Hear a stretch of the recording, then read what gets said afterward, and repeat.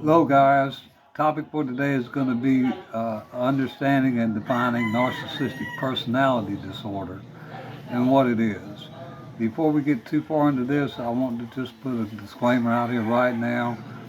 This is just general education about what narcissistic personality disorder is. This is not a professional diagnosis. This is more like just looking at the evidence and the symptoms according to the DSM-5. But the purpose of discussing narcissistic personality disorder, specifically as it relates to treatment, can be challenging. And that is how we want to approach this. And by one, identifying what is narcissistic personality disorder. Two, how would it impede treatment in terms of recovery. Three, what can you do about it, and how to treat. My suggestions on how to treat as a therapist or as a client yourself these symptoms and what to do if you feel that you manifest more than 3 or 4 of these symptoms in your personality. So let's talk just a brief moment about where the word narcissistic originated from. Greek mythology, there was this guy named Narcissus, and apparently he was loving to look at himself in the water. Is his reflection. He'd go down there, I guess, every day, look in the pool. I don't know how many times he'd do it, but inevitably he ended up drowning. So the Greeks tended to believe at that time it was taboo to look at your own reflection in the water. And that's where the origin of the word narcissism or narcissistic came from. But narcissism in its basic definition is basically this. Anyone that's fixated on himself or herself and ignoring the amount of the time more so than others. Now, there are DSM criteria that clinicians use to diagnose this kind of personality disorder. Again, I want to emphasize that this should be done by a competent clinician, mental health worker. This information here is not for you or me to go out and make that kind of diagnosis. This is just simple research and hopefully good education or some educational material that might help you in your recovery. What are some of the symptoms of narcissistic personality disorder? Well, we already mentioned one, an excessive involvement and obsession with self. That's one of the hallmark ones. What is another one?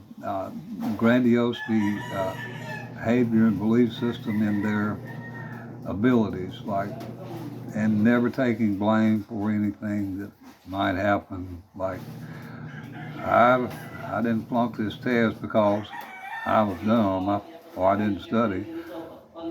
The test was a lousy test. Kind of putting the blame off somewhere else other than accepting one's own limitations and responsibility for their actions based on the behavior.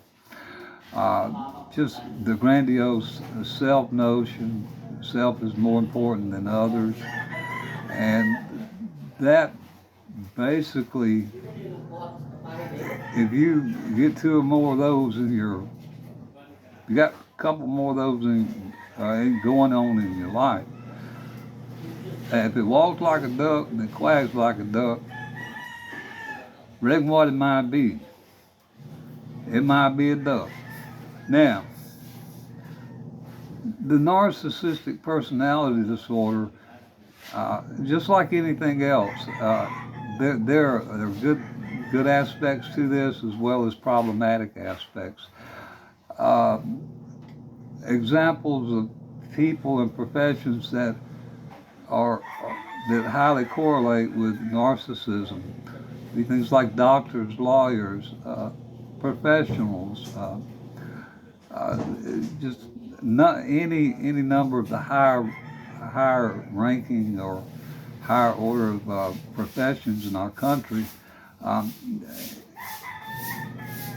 Narcissism tends to be a trait, one of the clusters in the trait factors in determining their personality. And well, I kind of want the doctor that's working on me to be absolutely certain of what he's doing, and I certainly want him to be self-confident. So there are times when you want the person that you are engaging with and dealing with to have this confidence. Going to the doctor is the greatest example I can come up with. I'll use my own personal example because it actually happened. I was diagnosed with immunothrombopenia back about 2010 or 12, somewhere back in there. And my GP sent me to this dude. Now, the guy walked into the room, he sat down, he had a pair on cowboy boots. That got me out right off the bat. You know, I'm a Southern. And I saw his, medical degree sitting up there on the wall. And when I talked to and engaged him, I knew that this was the type of personality. This guy had confidence in his ability. It took me 30 seconds to decide that this is going to be the guy that's going to operate on me. So that's just my own personal experience in trying to relay an example of how narcissistic personality can be beneficial. I mean, again, you can look at a thing as either good or bad depending on how you look at it, because there's a 360-degree circle, and people believe what they believe, and that's just it. What they want to believe, they believe, and if they're not willing to challenge the belief system, you can't change it. And in the case of the doctor, I'm glad that he had the confidence in his ability, as well as the educational background and the know-how and experience in this field. But how can narcissism then be a problem?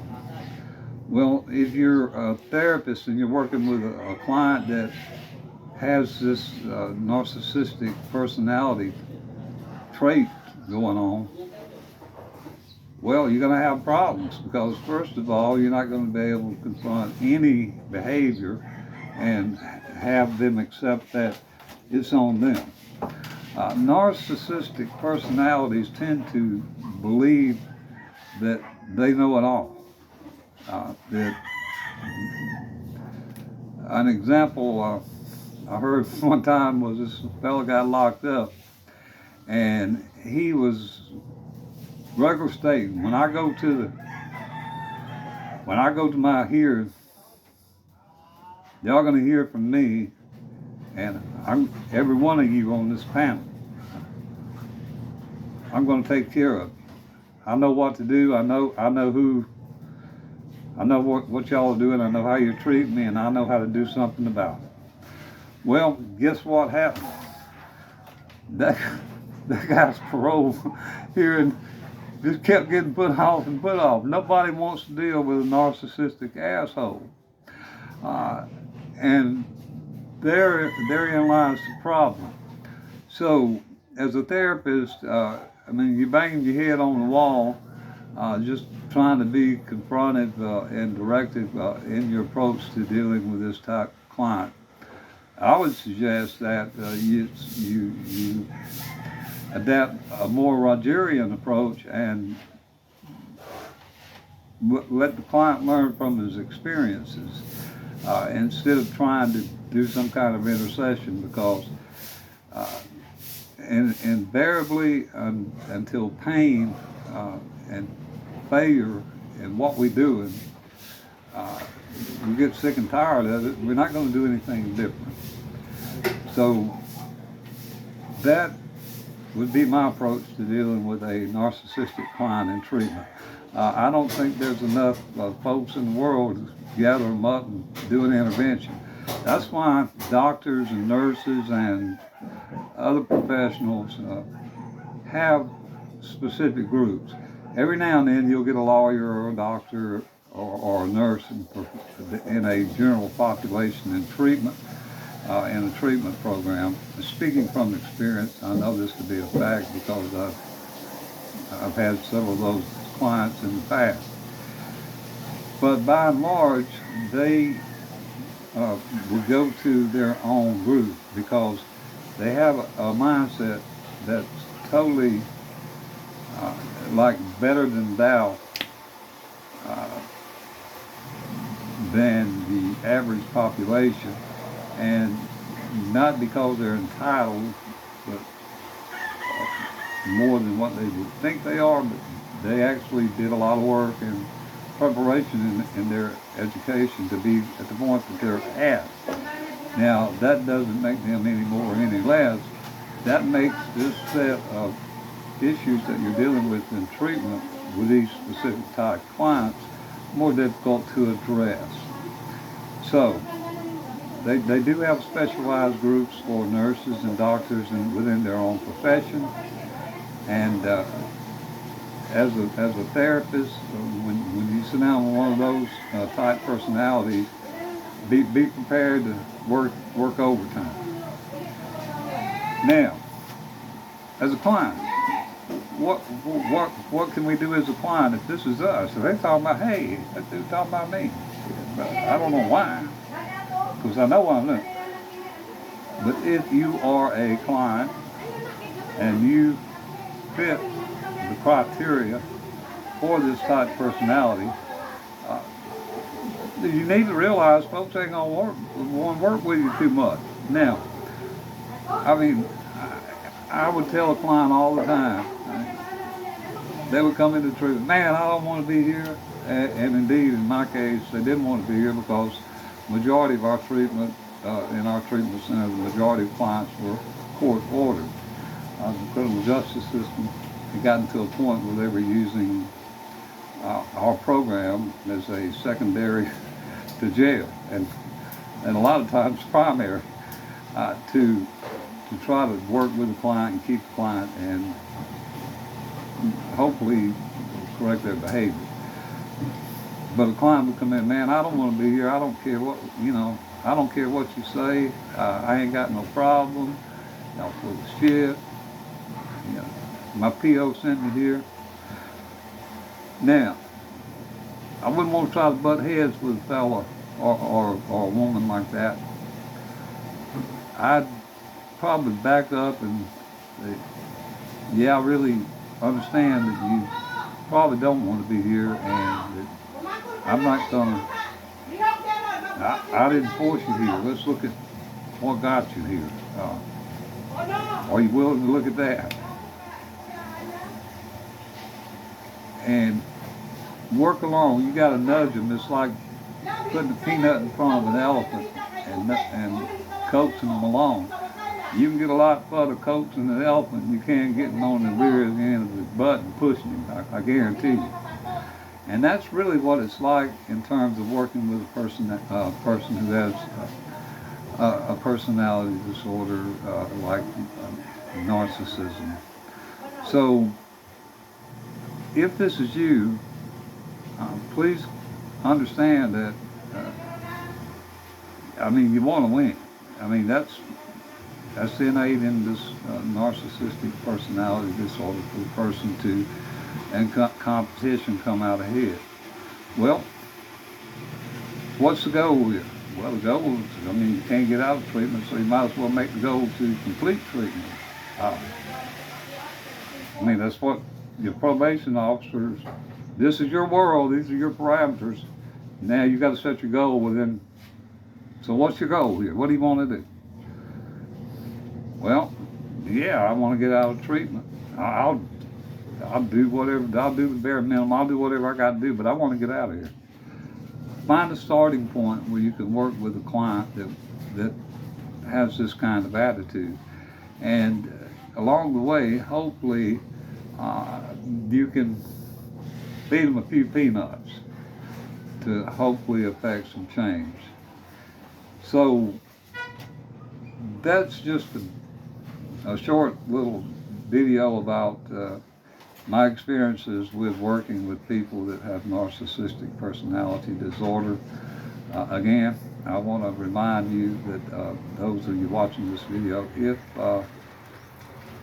this is not information that you should just, okay, I got this. This is something that has to be done in a clinical setting. These diagnoses of personality disorder take qualified mental health professionals that are trained and knowledgeable to make these kind of determinations. This is not really like the self-help app where you can go med or whatever it is, RX on the net and check out the symptoms. This is purely for educational purposes, hopefully conveyed in common language that most folks can understand and relate to. Anyway, if you got anything from this video, thanks for watching, and look forward for some other ones coming up. Don't forget to like and subscribe to the channel, and I appreciate any input in terms of comments. Please leave comments about your thoughts on this video or what you would care to see in future videos as topics of discussion.